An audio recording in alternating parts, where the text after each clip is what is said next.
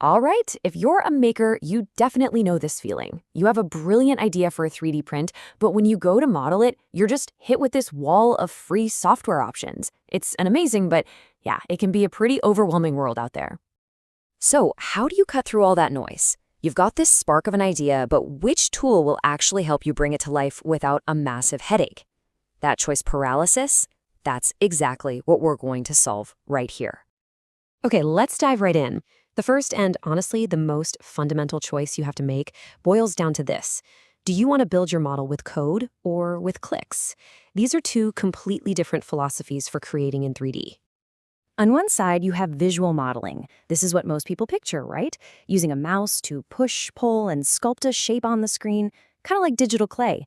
On the other side, there's programmatic modeling, where you define your model with lines of code, literally describing its geometry with text.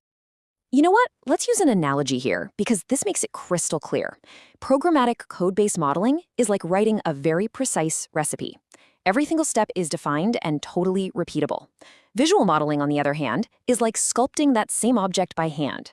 It's more intuitive and freeform, for sure, but it's way less precise and a lot harder to change later on. And right here, you can see that whole recipe idea in action.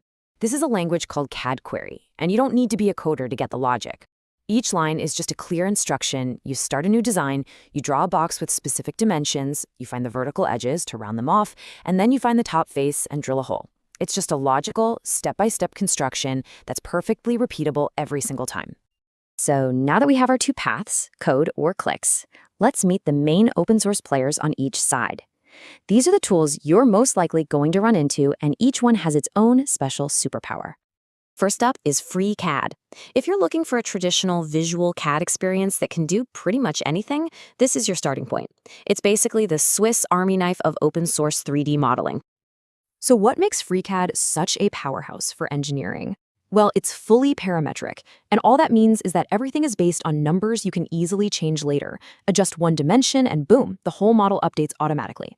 It has these dedicated workbenches for different tasks, like sketching in 2D or designing parts, and it can handle all the professional file formats you'd expect. Bottom line, this is your go-to for serious mechanical parts. Now let's switch gears and talk about a completely different philosophy. Meet Blender. While FreeCAD is for the engineer, Blender is for the artist.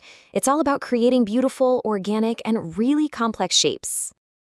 Just look at its strengths: sculpting, animation, and handling complex curves. If you want to design a character, a piece of art, or anything with flowing, non-mechanical shapes, Blender is the absolute king. And its 3D print